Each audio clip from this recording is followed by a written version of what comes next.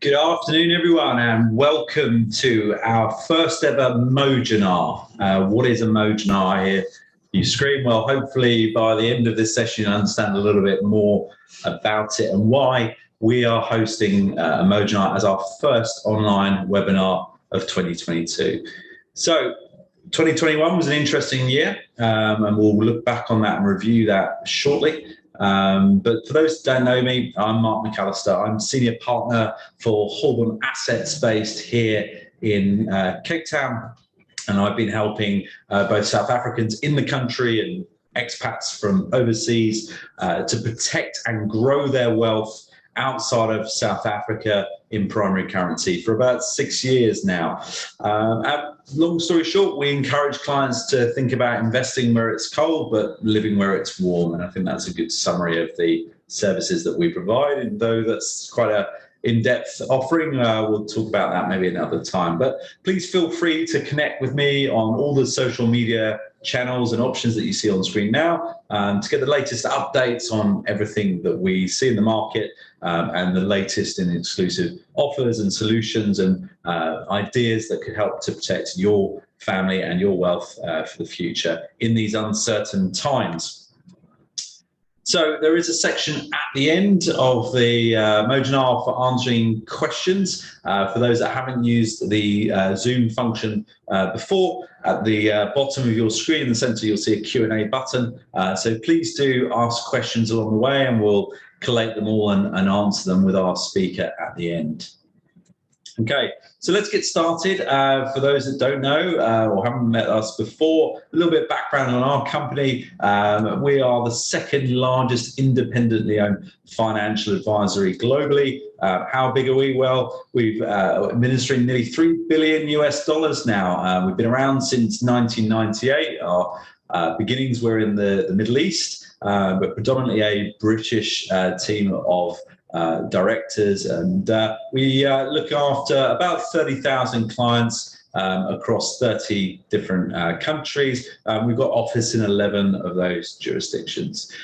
We specialize in helping expats predominantly, but also South Africans, and helping them with cross-border assets and moving money into more favorable locations around the world, wherever that may be. And in South Africa, we've got offices in Johannesburg, Durban, Paarl in the Winelands, but also in Cape Town, and we're just in the process of opening our new office for 2022 in Mauritius.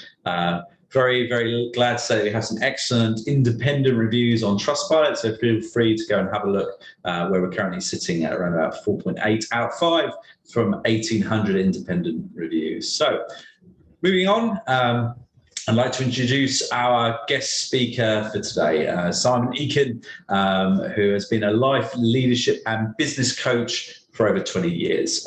He was born in Leamington Spa in England in 1967 and has been in Cape Town since 2001. He's married with 2 daughters, and his interests include being in nature, trail running, learning new languages, and pushing his self-imposed boundaries. His career highlights include serving as a British Army officer for 5 years in far-flung locations like Kenya, Jordan, Cyprus, Germany, and Norway.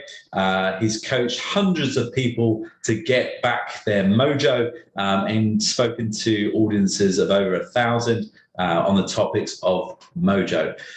He's written a book, The Art of Courage, debunking the myth of courage. And this is my personal favorite. He cycled 13,000 kilometers from Cape Town to the UK. I'm assuming this was when there were planes available, Simon, so I'd be interested to hear that story. But Simon, thank you very much for joining us today. How are you? Great. Thank you very much indeed, Mark. Thanks for a stunning introduction. And I'm excited. So we haven't got long together, but I hope that the messages that I can get across will resonate with the audience.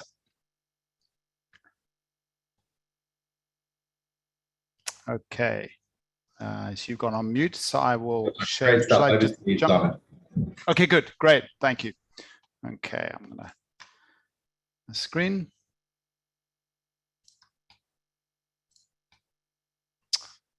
All right. So how to get your mojo back. That's why you're here. And, it might be that you want to get it back.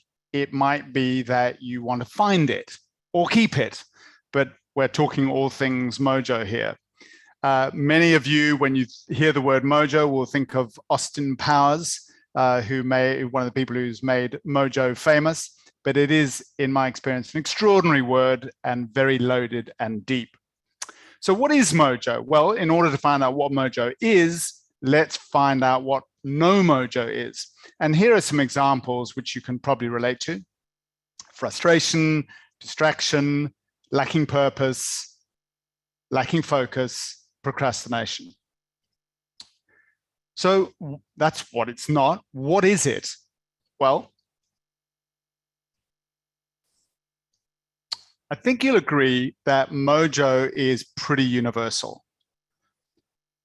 When I think of mojo, I think of things like connection, elation, excitement, laughter, a feeling that anything's possible, being in flow, being in the zone, being calm, centered and relaxed, engaged in hearty and deep conversation, being on one's board, both physically and metaphorically. Okay, but what is mojo? What's the definition? Well, I'd love to be able to give you a clear definition, like a fork does this and a computer does that. But mojo is a little bit like describing love. It changes in any given moment. But for now, a good enough description is to find, keep, or regain one's confidence, energy, or enthusiasm. To find, keep, or regain one's confidence, energy, or enthusiasm. Well, by chance, over the years, I've probably like you, I've found and lost my mojo, falling in love. I had my mojo, first job, wow, had my mojo, not getting a great performance review, lost my mojo, but an unexpected event brought it home to me. And I'll take you back to October 1999. I'm standing in a queue in Brixton, South London, waiting for the number 74 bus. Brixton, for those of you who know, or those of you who don't, is a rough, tough, arty, eclectic part of town with a reputation oftentimes for the wrong reasons. The bus will take me to a friend's house for the night. It's almost midnight on Friday. Music is blaring, sirens are wailing, cars are hooting. This is the high point for many of us, the end of a busy week and a whole weekend stretching ahead. I'm standing in the queue, watching life unfold in front of me. Two couples are talking about the big game on Saturday. Another couple are talking about the vibe at a club. The bus pulls up and we get on. So this is Brixton. This is what it looks like, downtown Brixton. The bus pulls on. We take our seats and something happens. Something changes. I can't quite put my finger on it. And then it dawns on me. Silence. All conversation has stopped. The only noise is the hum and whir of the engine. What's going on here? I ask myself. It's as if we're under a spell. All conversation and laughter gone. A conversation that I'd had with myself many times starts up again in my head. But this time, the two protagonists are crystal clear. And I see how each plays a massive role in my life. I refer to them as inspiration and the monkey mind. And the conversation goes like this. Inspiration begins. How strange. The whole bus has fallen silent. Wouldn't it be cool to get up and make a speech and stir things up a little bit? Monkey mind immediately responds back. That's a terrible idea. You'll only embarrass yourself. And what will people think? What will people say? I mean, you have no idea what to say anyway. You can't just get up and make a speech. you probably just freeze up and make a complete fool of yourself. And besides, remember that story you heard recently of someone being stabbed on a late night bus in Brixton? Inspiration shoots back. Oh, come on. Excuses, excuses. What's the worst that could happen? If nothing else, I'd have a great story to tell my grandkids. What a rush. Monkey mind responds again. Yeah, but let's be honest. You're too middle class. You're too privileged. You're completely out of touch with anyone who's on this bus. No one will even understand what you're talking about. On it went, backwards and forwards. One, a voice of abundance, possibility, and opportunity and creativity. The other, a voice of skepticism and scarcity and fear. But I instinctively knew that I was being presented with an enormous opportunity. The timing was perfect. I was on my way to a new life in South Africa, a place I'd grown up in, and to which I was now returning with the intention of making a difference and contributing to this extraordinary country, played in no small part by Nelson Mandela, whose incredible courage, decency of heart, and generosity had made it possible for people like me to build a life. But the monkey mind was at it again. Yeah, but come on, he's Nelson Mandela. I mean, who are you? And besides, you're on a bus in London, for heaven's sake, 6,000 miles away from South Africa. Nice one. If you want to lead, just wait until you get to South Africa. Don't do it yet. It'll be more appropriate that way. Appropriate. I noticed how my monkey mind threw that word out. It was a smart excuse to stay safe, maintain the status quo, and avoid risk at all costs. Inspiration responded. Leadership is now. Now. You never know. You could make a difference to just one person. The internal struggle felt real, but it was the voice of inspiration that won out in the end. I decided to go for it. The only way I could force myself to stand up was by imagining I was jumping out of an aeroplane. I looked at the imaginary lights over my right shoulder. 3, 2, 1. I stood up and walked to the front of the bus. My heart was pounding. My hands were shaking. I could feel the blood draining from my face as I walked to the front of the bus. But I only had the vaguest sense of what to say. That was it. I knew I would never get this moment, this opportunity again. And I got to the front and turned around to see a sea of faces. I now felt like I joined the ranks of the insane. Those people, if I'm honest, I do my best to avoid. The homeless, the drunks, the lost souls, the crazy folk, and the religious nutcases. Good evening, ladies and gentlemen, I started. My name is Simon Ekin. I'd like to make a little speech. I'm not drunk, on a mission from God, doing a dare, or on a day release from an institution. Before getting on this bus, there was a lot of noise, but now there's silence. And I don't know why this is, and I'm wondering why this is. Blank faces, nothing. And then a thought came into my head. Get Nelson Mandela's name in. Talk about Nelson Mandela. Everyone knows who he is. Nelson Mandela, I said. What's the difference between you, him, and me? Fundamentally nothing. We're all human. But what's different about him was his commitment. And he never, ever gave up on his commitment. What do we know about commitment? As far as I can tell, we have a different relationship, many of us, to commitment. We start a relationship, it gets a little hard and we bail. We start an exercise routine at the start of the year. We're inspired, we sign up for the gym and the alarm clock goes at 6 o'clock and we put it on to snooze. Or we have an idea to save or invest money, but it somehow seems too difficult. So we turn our attention to credit and bright, shiny objects.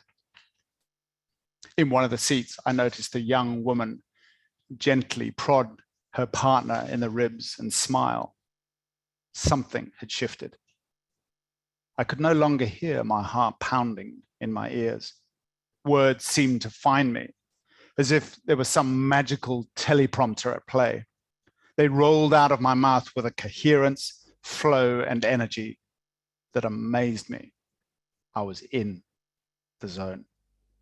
And as I spoke, my audience went from blank, expressionless faces to laughter, questions, and even friendly heckling. It was like watching popcorn. And before I knew it, I was approaching my stop. It felt like I'd been talking for hours, but it had been literally a few minutes. I thanked the audience for their time and attention and headed back to the exit at the back of the bus, and that's when I froze. There was a man standing there. He was gazing intently at me. He was about 6'5" tall, with a shaved head and a deep scar down his right cheek. Across his throat, he had a tattoo written in large letters. Above it was "cut here," above the perforated line. And as I approached the exit, he dropped his hands, spread his arms out wide, and grasped hold of the handrails. And as I walked towards him, and I came up into his space, something inside me said, relax, trust, surrender. Because my monkey mind was screaming, this is not good. I was now right up in his space. I could smell the nicotine, the garlic, and the alcohol on his breath. He leaned into me, going nowhere, and what he said to me changed my life. He pointed his finger into my face and he said, mate, there's a lot of people are gonna think you're fucking mad, but don't ever, ever stop what you're doing, all right? With that, he moved to one side and I carried on and exited the bus. It was extraordinary. Wow, I thought to myself, if I can transform a boring old bus ride into one of the events of my life, what is possible? I wanted more. I wanted others to get what I'd got. The die was cast. This is the energy that I left the bus with. And what happened next? Well, I did about 50 talks between that date and 2010 in a variety of different places. I suppose in some ways I was trying to recapture that incredible feeling I'd had. And one day at the end of 2010, I walked into a coffee shop here in Hout Bay in Cape Town, and I saw a leaflet. And the leaflet said, write a book in 90 days. I thought to myself, well, my wife is expressing an interest in writing a book. So I took it home and I gave it to her and I didn't think anything more of it. 90 days later, she tapped me on the shoulder and said, well, I've written my book, which turned out to be a bestseller, by the way. And she said, what are you going to do for 90 days? And I didn't hesitate for a moment. I knew exactly what I was going to do for 90 consecutive days. I was going to do the talks like I did on the bus. I set myself a goal of doing 90 talks in 90 days to random, unsuspecting groups of strangers. I spoke on buses, planes, trains, pubs, petrol stations, picnic spots, gymnasiums, and my absolute favorite, saunas. There's nothing like getting a group of naked, compromised men as a captive audience. These were some of the images that I took after the events, and I discovered some extraordinary things. The biggest lesson I learned was this: When I'm bold, mighty forces come to my aid. Do you know what I mean by that? I suspect that you do. You have some, like me, some experience of that where you didn't know what to do. You were trembling, you were fearful, and you did it. And somehow you look back and there were other forces working with you to make it happen. I'd like you just to close your eyes and consider this as I read it to you. It's called Nature Loves Courage by Terence McKenna, and it goes like this. Nature loves courage. You make the commitment and nature will respond to that commitment by removing impossible obstacles. Dream the impossible dream and the world will not grind you under. It will lift you up. This is the trick. This is what all these teachers and philosophers who really counted, who really touched the alchemical gold, this is what they understood. This is the shamanic dance in the waterfall. This is how magic is done, by hurling yourself into the abyss and discovering it's a feather bed. Well, as a result of those talks, I wrote a book called The Art of Courage. And after my 90 talks in 90 days, I then the next year did 365 talks in 365 days. It was like a Zen discipline. I just kept going. The extraordinary conversations that happened, the comments, the emails that I would get from people I met. And overall, I've done over 1,000 of these talks. And whilst I made a difference, I'm very clear about that. I learned a lot. There was something missing. I started to ask myself, why am I doing this? What am I actually trying to achieve? Was it to set myself a challenge? Yes, absolutely. I love challenges. Was it to confront my fear and test my courage? Yes. Did I want to replicate my first bus talk? Yes. Did I want to encourage and inspire people? Absolutely. Did I want to look good, be the center of attention in my ego? Yes, sometimes. What was it really? And then it struck me. Connection. Connection to people, connection to myself, connection to this moment, connection to now. In a world that seems to be so often so disconnected and fractious, what I think we're all yearning for in our humanity is to connect and play and laugh and collaborate and make things, amazing things happen. So I reflected on the process and discovered some simple and powerful principles at play. Firstly, what I worked out was you need to be very clear about what you want. You can't just order a taxi and say, go to Cape Town. The taxi driver needs to know where you're going exactly. The second, I realized I needed to be clear on why I was doing it. Thirdly, I need to notice this monkey mind. If you just notice your monkey mind right now, I'll be silent for a few seconds and it'll start up very quickly, chirping away. What's he talking about? Monkey mind? I don't have a monkey mind. Do you have a monkey mind? What does monkey mind even mean anyway? The fourth discovery was there is only ever this moment. We live in the illusion as human beings that we have a future forever, or we live in the past of regrets and failure and memories. But we're missing the trick, I believe. The real trick is this moment right here.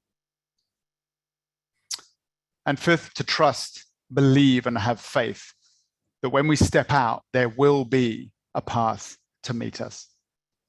And finally, to celebrate and appreciate what we've accomplished. I think human beings are universally terrible at celebrating and appreciating the difference that we make and what we've accomplished. So I had stumbled upon what I now know to be the elements of a Mojo recipe.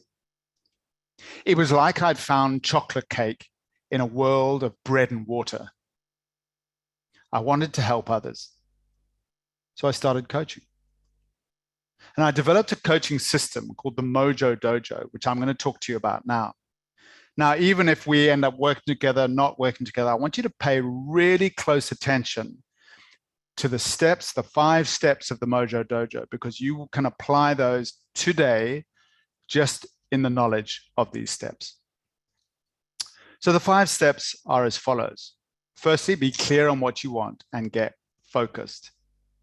Secondly, know why you want it. Thirdly, have a good enough plan. Fourth, have a toolkit of principles and distinctions. Electricians don't turn up to your house without a toolbox. Why would you engage in life without a toolkit of principles and distinctions? And finally, and most importantly, be your word. Your word is your power. So let me expand on these a little bit. The first one is being very clear on what you want and getting hyper-focused. So look at this scenario. I've got scenario A and scenario B. There's you or me at the bottom. We start our day, our month, our year, and we have an abundance of opportunities. Lots of them. Wow. And that feels good. But if you put a mirror up to the top of the triangle, what you have reflected back is a divergence of results. So you're getting more opportunities, but less results. And that doesn't feel great. If you look at the scenario on the other side, same situation, but this time, instead of lots of opportunities, we're being selective and discerning and focused with our opportunities. But that doesn't feel good because we feel like we're missing out. FOMO, fear of missing out. But if you put the mirror up to the top of the triangle, what do we get reflected back? More, infinitely more. And that feels great. But the trouble is, in our world of distraction and technology and unlimited opportunities, many of us play over in scenario A on the left-hand side. So scenario A is scattered, scenario B is focused. Do you remember trying to light a piece of paper or some wood chippings with a magnifying glass? It takes patience. It takes focus of the sun rays to build a fire. You see, if you don't know where you're going, any road will take you there. Focus means removing distractions. Steve Jobs famously said, people think it was at Apple, our success is what we said yes to. It wasn't. It's what we said no to. But we are addicted to distractions, aren't we? Ultimately, we need to focus on the journey, not the destination. If you love what you're doing, you're focused. If you hate what you're doing, you're scattered. And the world steps aside for the person who knows where they're going. The second step is being very clear on why you want what you want. And oftentimes we either don't know this or we forget it. So we just get into the day-to-day humdrum of life. You see, anyone who has a why to live can bear almost any how. Your why is your purpose. And without a purpose, we wander aimlessly. See, when you can work without noticing time, you know you're working on purpose. You'll know your why when you can't sleep at night thinking about it. The third step is to ensure that you have a good enough plan, not a perfect plan, but a good enough plan. As General Dwight Eisenhower, the Supreme Allied Commander in World War II said, I found in battle that plans are useless, but planning is indispensable. You see, a perfect plan is a complete delusion. It's no way connected to reality. A good enough plan is a reality. See, when is your plan good enough? Oh, you go on planning and planning and planning. You'll know it's good enough when you're motivated to take the first step and to keep moving forward. The definition of a good plan is action. And one of the features of a good enough plan is you can continually make changes on it because life is uncertain and we can be flexible. The fourth step is to have a toolkit of principles and distinctions. What do I mean by principles and distinctions?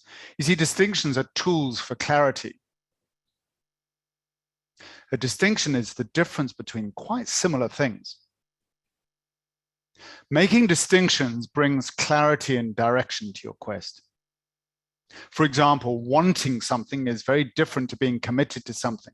Wanting to be wealthy is very different to being committed to following a plan. An interest is very different from a desire. And trying is very different to making a promise. You see, taking one small action today and consistently is dramatically different to perfection tomorrow. And the fifth step, the glue that holds it all together, is your word. Our word is our power. What we say has the ability to make us billions or get us killed. Nothing is harder and more valuable than being our word. It's easy to make promises, isn't it? It's another thing to carry them out. As Shakespeare said, above all, to thine own self be true.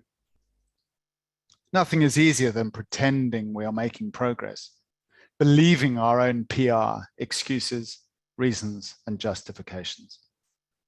We as human beings are quite delusional.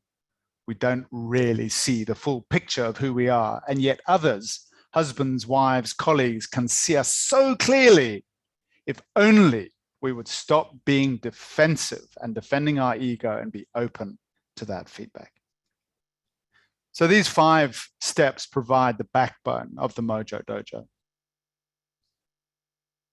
If you take one action from today, from what you're learning, and I would assert that 95% of this you know already, this time will have been well spent. But if you really want to know how to find, keep, or regain your mojo, regardless of your circumstances, then it's going to take more, isn't it? I'd love to help you. But first, let's do a quick recap. The 5 steps to the Mojo Dojo are: 1, being very clear on what you want. You could today decide to say no to these other things you've been talking about for years. Just take them off the list and get really focused on one thing. Secondly, be very clear on why you want it. You know why you want it, why you know you're in the right zone of purpose when you start to get tears in your eyes. Thirdly, ensure a good enough plan. 1, 2, or 3 steps is a good enough plan. It can be done within 30 seconds. Step number 4 is having a toolkit of principles and distinctions. And step number 5 is being your word as the source of your power. Does this Mojo Dojo thing work? Well, here are some things that a couple of clients have said. Steve is a CEO of a global risk management consultancy. What he wanted when he came to me for coaching was, I want to be better at time management. There was actually nothing wrong with his time management. His insight, his realization wasn't time management. It was that he wasn't being clear in his communication. He sharpened up his communication and produced the highest revenue they've ever produced within a month. JP Duminy is a former professional cricketer. He came to me because he wanted to be able to speak freely. His kiss of death, his worst nightmare, was someone saying, hey, JP, give us a few words. He would freeze up, go into his head, and his monkey mind would play havoc. His insight was he just needed to breathe, relax, and let the speech find him. And to this day, he speaks a lot, and he gives an absolutely appropriate, on the money speech every time. Different use of the word appropriate. And Luke, finally, is a property entrepreneur. He came to me because he wanted purpose, focus, and direction. He wanted to know where he was going. But his challenge wasn't that. He needed to pick a lane. He was afraid of saying no to some of those other opportunities. He picked a lane, and some remarkable things happened for him. One was he broke a world record in a sport he'd never even heard of before, which was indoor rowing, and he lost 17 kilograms. He's a big guy. So please don't be overawed by them. They would be the first to say, they're just ordinary people. I just want to be the best I can be. So if you want to know more about the Mojo Dojo, how I work, and if it's for you or not, please send me a message. Just pop me an email. There's my email address, simon@simonekin.com.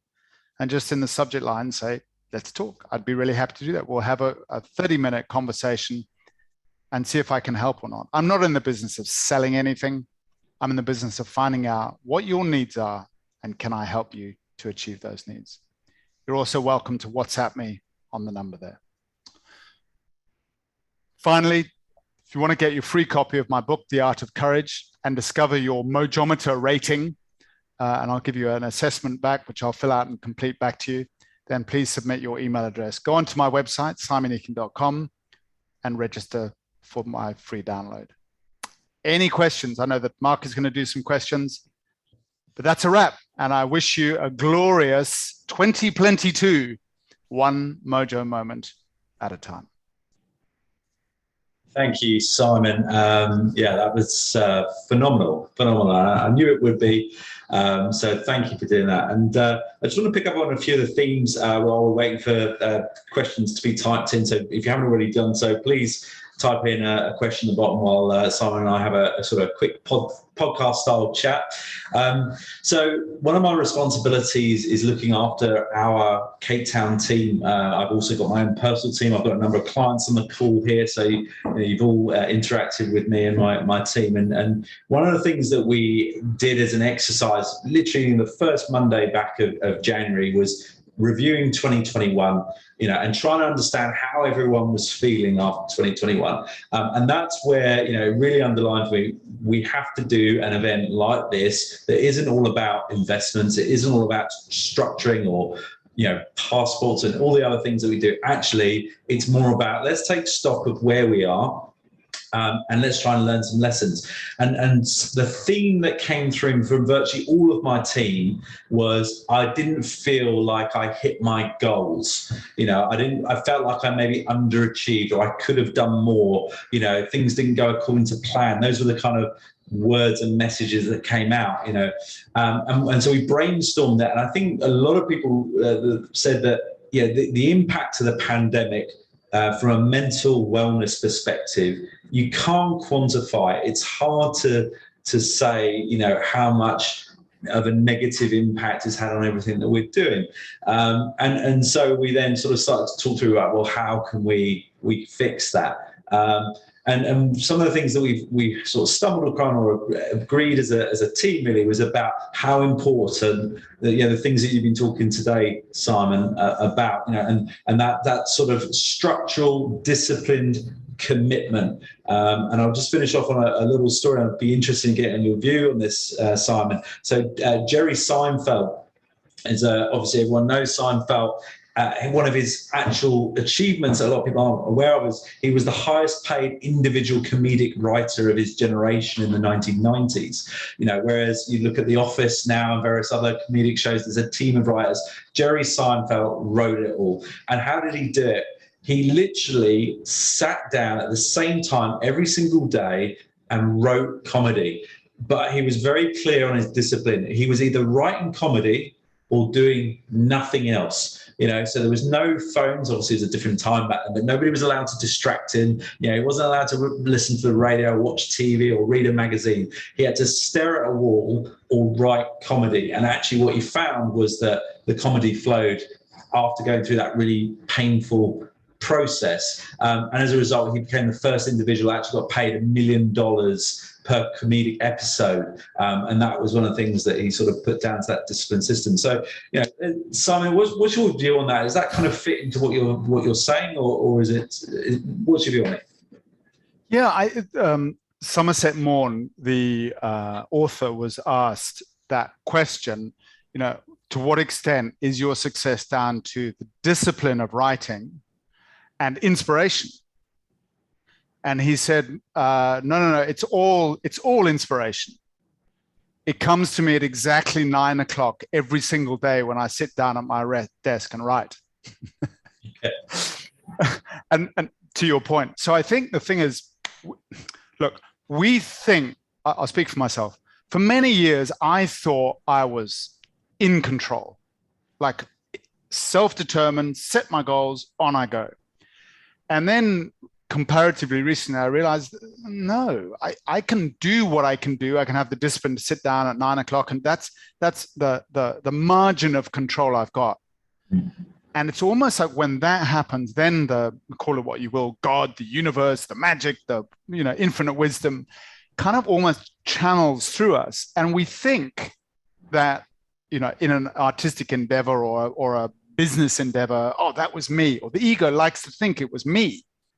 But the reality is we were responsible for a very small part. There's no way we can control all of those clients who happen to, go with us, or those that's not down to us, So I think it's kind of lots of different metaphors here, but it's kind of trust in Allah, but remember to tie your camel. Do the work, and the results show up. Does that kind of answer? Yeah, it does, and it's great insight. Hearing about it from other examples as well. One of the things that you touched on that I really liked and I wanted to talk about as well was the fear aspect. How much we're held back by fear. That emotion of fear. And the reason why I raised that as well is because we again talked about it with our team about these sort of themes about why don't we do certain things. The client, like I said, that's maybe been difficult. Do we phone them back, or do we avoid it and do something else? And I'm sure in everyone's business they'll have similar examples of where it's easier to go and do something else, and I'll leave that difficult thing, that fear. And where we find that, or we interact with clients in that regard, and I explain this to all of my clients as part of the coaching process of looking after their portfolios and looking after their families' well-being and future wealth, is there's two emotions we have to be mindful of when it comes to investment, and that's fear and greed. And there's a sliding scale between the two. And this is well covered within investment theory. And when it comes to investments, what you find is that people like to go along with the herd. They want to buy something, that's gone up in value because it must be a good thing. That FOMO that you talked about, fear of missing out, and the one at the moment that always springs to mind obviously is cryptocurrency. It was X, it's now going to Y, and I'm going to go into it lock, stock and barrel, when the market's greedy, but actually when we stand back from it, the fear, is normally where the maximum period of financial opportunity rests. When everyone is selling something, maybe they sell too much of it and the price dips, that creates one of the biggest opportunities. And maybe cryptocurrency is a bad one to pick on because it's actually looking quite oversold at the moment, which is an entirely different discussion. But what I'm sort of driving at is fear and greed is something I think that is in our lives all the time and makes us make poor choices. So Simon, can you just expand a little bit more on what your view is on fear and how it can control our lives, and what can we do to prevent having that kind of impact? Yeah, I think, thanks, Mark. I think, the thing to remember is that fear gets a lot of bad rap, but actually fear is a really good thing, in context. So fear is a survival mechanism. So that's fear's only interest is making sure that we don't die. Yeah. So whilst we live in, I'll talk about you and me because that's all we can do in reality, because there are a lot of people who don't live in our reality of the southern suburbs, Cape Town, internet, all that kind of stuff. But the reality is our neurology, our physiology still thinks we're living in caves. Here I am, right? So I did this talk today, and I was really nervous before. I don't know if you were, Mark, but what happens to this? What happens to that? Will I say the right thing? I've done thousands of these talks, right? And on the face of it, you say, what? Are you nervous? Come on. I'd be worried if I wasn't nervous. But that's fear that keeps us, on edge in a healthy way. But the trouble is, fear in a short sprint is really healthy. In a long marathon, it's really unhealthy. And our bodies get flooded with cortisone and these stress-inducing or these stress response, natural chemicals that are designed to flood our system in the short term when we just about jump in front of a car, but not on a day-to-day, 24/7 basis, which is unfortunately the reality that many of us live in, is a fearful, stressful life throughout.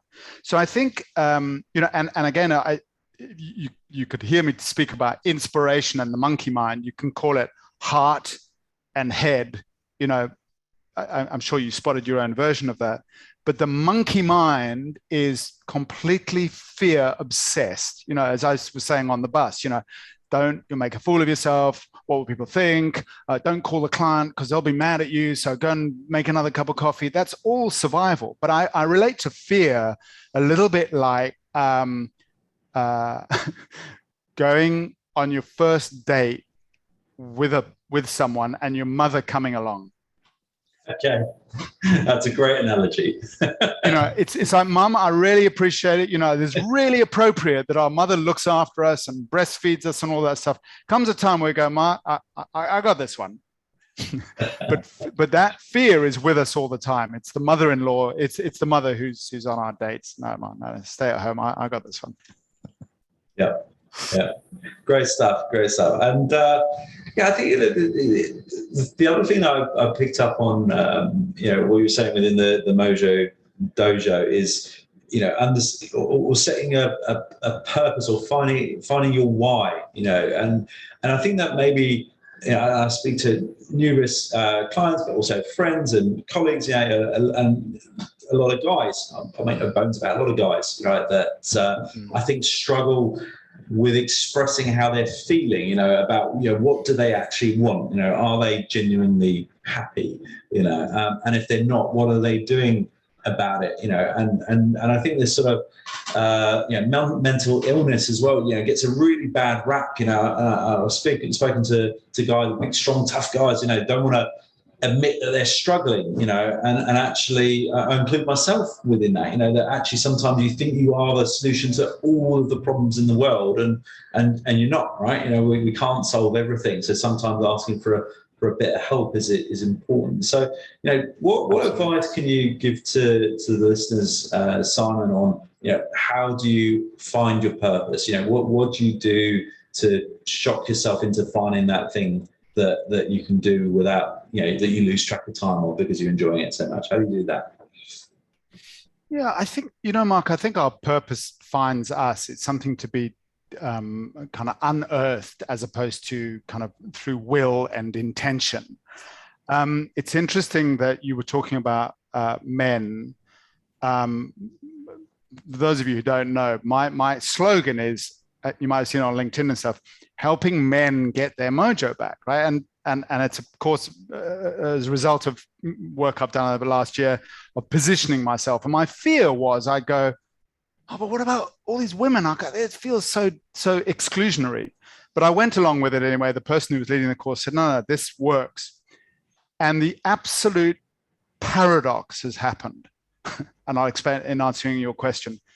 I have never attracted, from a business perspective, more women to my work than I have since I said helping men get their mojo back. And I'm like, huh? How does this work? Well, for a couple of reasons. One is that I think women are far more emotionally aware, want to do their work. They're, I think, emotionally far more courageous than men generally, although they are, I'm generalizing hugely. I think women are encouraged, young girls are encouraged to express their emotions. Us boys are told to man up and don't cry, be a man, my son, all that. And that kind of heads out, that we take that with us into our adulthood. But I think, and just to answer your question, I think if I was to say to the women on this call, what's the one thing that really frustrates you about your men or men in general? I'm guessing, I'll ask and you can just, let's see what the answer is. But and please do that, women. I think that they would say something like, it drives me nuts that my husband doesn't communicate. I don't know what's going on. He says everything's fine. I know it's not, So I think it's that willingness. Here's the answer to your question, I think. Men, we need to open our hearts. The word courage comes from cor, the Latin heart, and age meaning movement. So it's movement from the heart. We are becoming more and more bankrupt. We can't do the grunting and the beer and the bri and the punching the wall nonsense. We've got to step up. And the way to do it is to confront our deepest fear, which is looking weak, looking vulnerable, looking of that nature. But the thing is, what it does is it opens up wells of courage, wells of opportunity. And we have, in my experience, we have these women in our lives who are fantastic partners to that journey, but we need to step up emotionally. And I think we then find our purpose. Great stuff. Thank you, Simon. I've got a question here from one of the ladies that's watching, so thank you, Kate. What are some of the basic steps or actions that everyone can take every day, just on our own, to start this 365 actions for the next 365 days, especially in terms of a morning practice? What kind of things would you recommend there, Simon? Yeah, Kate, thanks for that. And I know you're a runner, and so I think that's one of your things, but I think there's other things as well. I think there's a distinction called a keystone habit. I forget which famous Greek bloke it was who said, give me a lever and give me a lever long enough and I will move anything, I will move the world. And keystone habits are those. So, for example, meditation. I'm not talking hours of meditation. I'm talking 5 minutes of meditation. These are here's my recommendations. One or all of these. 5 minutes of meditation. Be with yourself. Be in the discomfort of silence. It's so easy to pick up the phone and WhatsApp and watch Netflix and do. We give silence is an enormous Aladdin's cave of insight into the subconscious. But if we're always here, it's like the iceberg. If we're always here, we're only ever exploring this. We're not exploring the 90% below the surface of the water. So meditation would be one of them. Another one would be journaling. Again, it's a fantastic method of getting what's in here in the body out on paper. And some of the greatest insights I've had have been just that. Another one is, again, solitude, a morning walk. You'll appreciate this, Mark. It was only this morning. I was one of the worries and the fears that I have is, oh crap, I haven't really looked after myself, my investments and pension, and I've got a bit of an RA there and a bit of an army pension there, and so on and so forth. And I just stopped dead in my tracks. I was walking the dog and I just stopped dead in my tracks and said, hang on a second. Come up with a 10-year plan or a 15-year plan and then work it. It's like, suddenly all that stress just evaporated. There's no way I could have consciously thought about that sitting at my computer waiting for something to happen.